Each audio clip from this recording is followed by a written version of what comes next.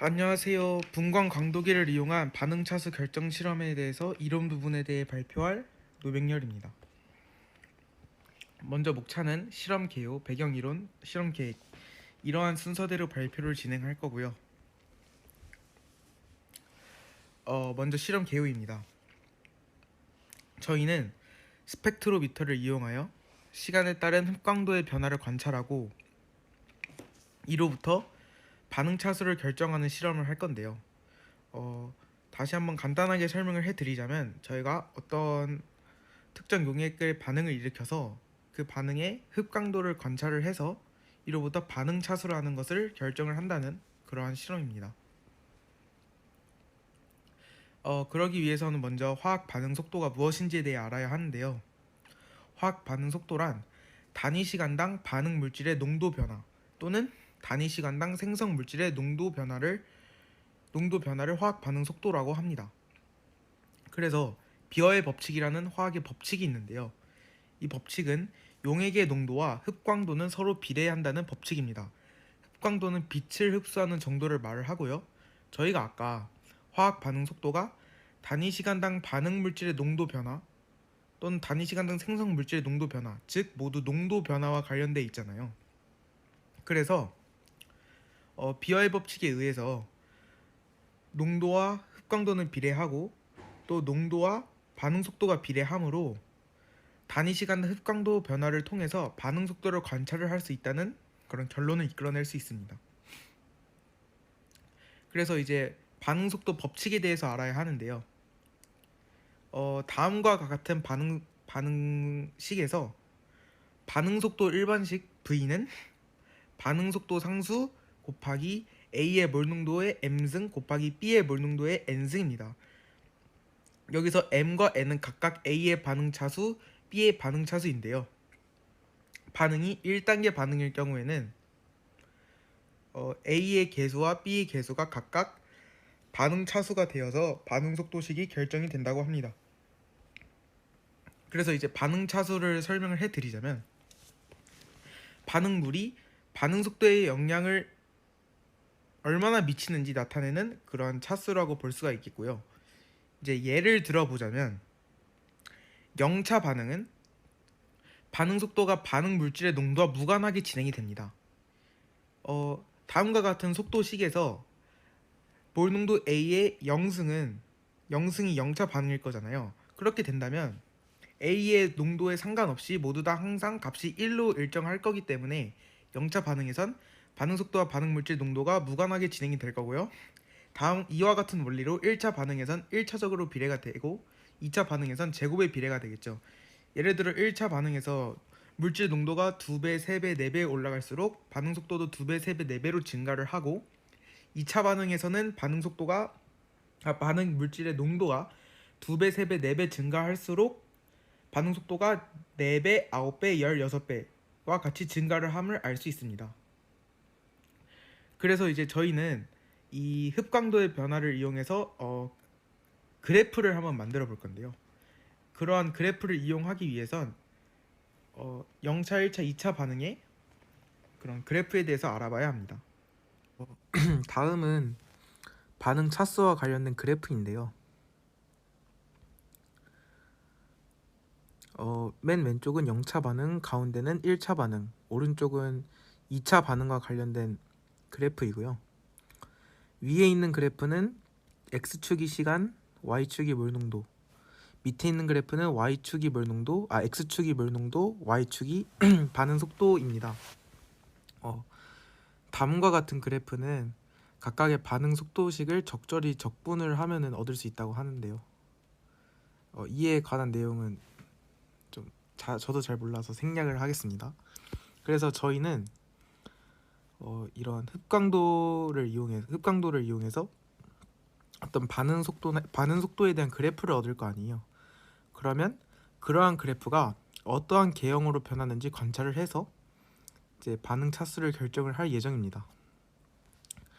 그래서 이제 저희의 실험 계획은 크리스탈 바이올렛과 수산화 나트륨을 반응시켜서 이 반응의 흡광도를 구하고 이 다음과 같은 그래프와 비교하여 이 반응이 어떠한 반응인지 반응 차수를 구하는 게 저희의 실험 계획입니다.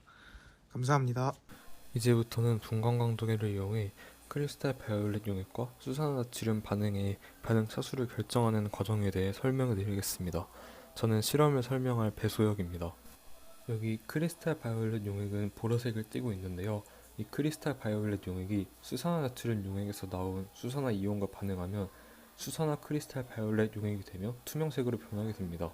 저희는 이때 보라색에서 투명색으로 변할 때 흑광도 변화를 측정하고자 합니다. 실험 준비물에 대해 설명해 드리겠습니다. 왼쪽 위에서부터 부피 플라스크, 깔때기, 크리스탈 바이올렛 용액, 수산화나트륨 시약, 피펫, 증류수, 세척병, 전자저울입니다. 이때 부피 플라스크는 부피 100ml짜리를 사용하였으며 크리스탈 바이올렛 용액은 시중에 판매되는 1%짜리 용액을 구매하여 사용하였습니다. 또한 수산나트륨 시약은 고체 시약을 구매하여 희석해 사용하였고 피펫은 5mm짜리를 주로 사용하였습니다. 그 다음으로 약수저, 약포지, 큐벳, 분광 강도계입니다. 큐벳은 플라스틱 큐벳을 사용하였고 분광 강도계는 버니어사의 제품을 사용하였습니다. 흑광도를 측정하고자 하는 용액이 너무 진할 경우 분광 강도계에서 흑광도 측정이 제대로 되지 않습니다. 따라서 저희는 크리스탈 바이올렛 용액을 1차 희석, 2차 희석을 거쳐 총 2번 희석해준 뒤에 수산화나트륨과 섞어 흑광도를 측정하도록 하겠습니다. 이제 실험을 시작하겠습니다. 크리스탈 바이올렛 용액을 희석하기 위해 비커에 적당량 온도를 넣습니다. 피펫을 이용해 크리스탈 바이올렛 용액 5ml를 부피 플라스크에 담습니다.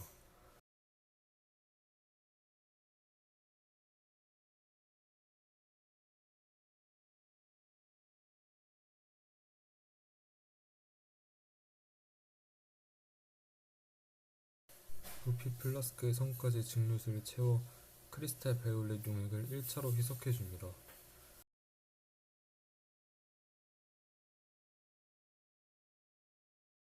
깔때기를 이용하면 보다 편리하게 진행할 수 있습니다.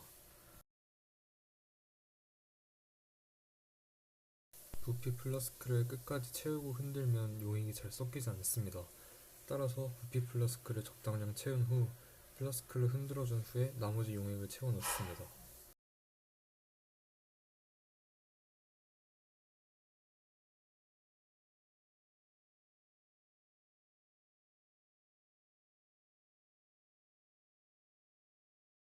크리스탈 바이올렛 용액을 2차로 희석해 주겠습니다. 1차 희석한 크리스탈 바이올렛 용액을 비커에 옮겨 넣습니다. 방금 옮겨 담은 크리스탈 바이올렛 용액 2ml를 부피 플라스크에 담아줍니다.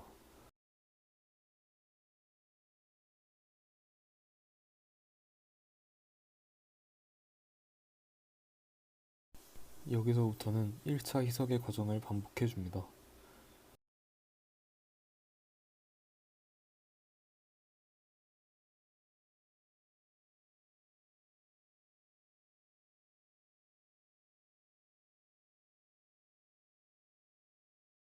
(1차) 희석과 마찬가지로 비커를 적당량 채운 후 플라스크를 흔들어준 뒤에 나머지 양을 채워 넣는 것에 유의해야 합니다.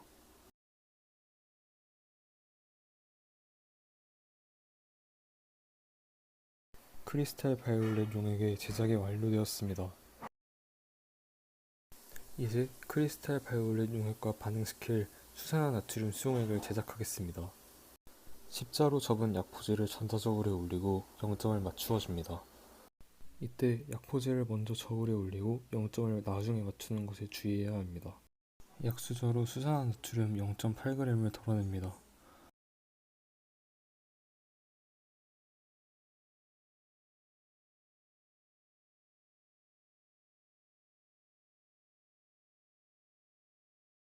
이때 약수저를 손가락으로 툭툭 쳐주면 무게의 미세한 조절이 가능합니다.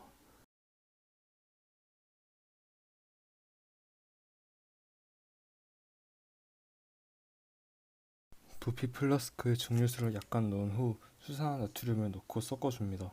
이때 증류수를 약간 넣는 것은 수산화나트륨을 용해시키기 위함입니다.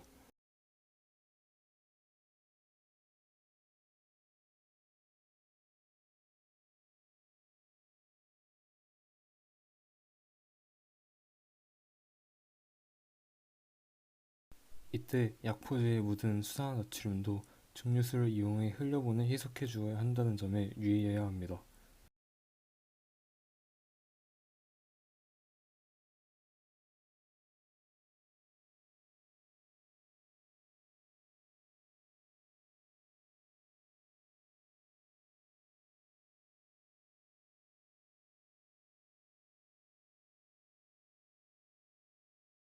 부피 플라스크의 눈금까지 증류수를 채워줍니다.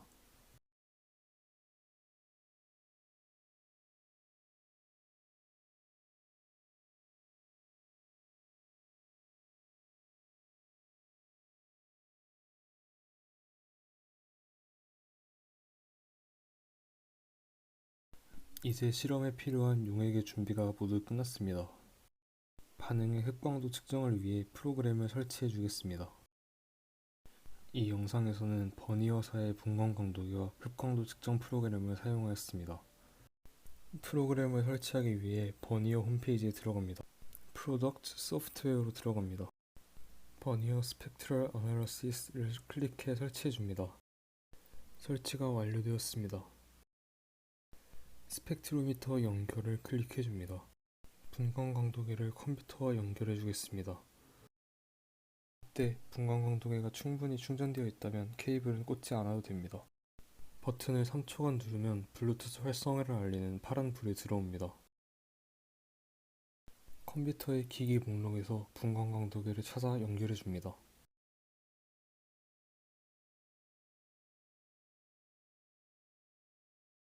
연결이 완료되었습니다. 이제 크리스탈 바이올렛 용액의 파장에 따른 흑광도 측정을 해주겠습니다. 크리스탈 바이올렛 수산화나트륨 반응 과정에서 변화를 측정할 기준 흑광도를 찾는 과정입니다. 새로운 실험에서 원하는 실험을 선택해줍니다. 이 영상의 경우 흑광 실험에서 파장별 강도 측정을 선택하였습니다. 분광 강도계를 사용하기 위해서 예열이 필요합니다. 시간이 다 될 때까지 기다려주세요. 하지만 만약 분광 강도계를 연결한 지 꽤 오랜 시간이 지났다면 건너뛰기를 눌러도 됩니다.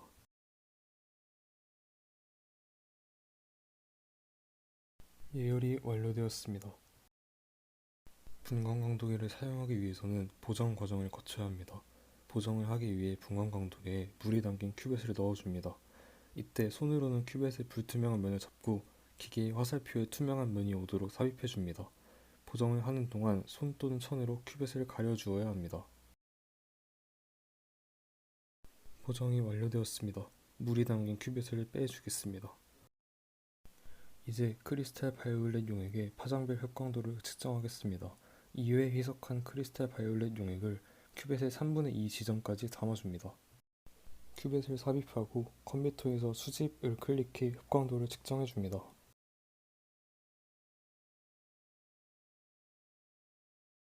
측정을 완료하면 다음과 같은 결과가 나오게 됩니다. 흑광도가 가장 높은 곳의 파장을 확인해줍니다. 591나노미터로 측정되었습니다. 이제 흑광도가 가장 큰 곳의 파장을 찾는 이유에 대해 설명해 드리겠습니다. 사진에서 파란색 그래프는 보라색 크리스탈 바이올렛 용액의 흑광도이고 그 밑에 빨간색 직선은 투명색 크리스탈 바이올렛, 수산화 크리스탈 바이올렛 용액의 흑광도를 대략적으로 나타낸 것입니다. 수산화 크리스탈 바이올렛 용액은 투명색이어서 모든 색의 빛을 통과시키니 이 사진과 같이 흑광도가 대략적으로 바닥에 깔리는 형태의 그래프가 나오게 되는데요. 저희 실험은 흑광도의 변화를 측정하는 것이다 보니 흑광도 차이가 가장 큰 곳을 찾아서 그 파장에서의 흑광도 변화를 측정해야 합니다. 따라서 수산화 크리스탈 바이올렛 용액의 흑광도는 대체로 0에 가까우니 이제 크리스탈 바이올렛 용액의 흑광도가 가장 큰 곳을 찾아 측정하는 것이 되겠습니다. 이제 크리스탈 바이올렛 용액과 수산화 나트륨의 반응 중 591나노미터의 파장에서 시간에 따른 흑광도가 어떻게 변하는지를 확인해 보도록 하겠습니다. 피펫을 이용해 크리스탈 바이올렛 용액을 큐벳의 3분의 1 정도 담아줍니다.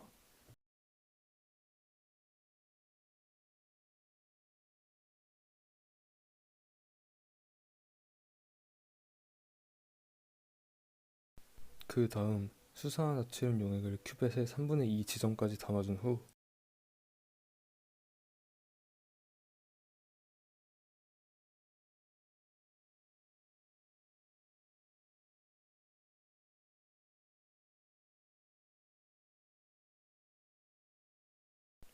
큐벳 마개를 닫고 흔들어줍니다. 마개를 빼고 분광광도에 큐벳을 삽입해줍니다. 동시에 컴퓨터로 시간에 따른 흑광도 측정을 설정한 후 새로운 실험을 만들어 측정을 시작해줍니다.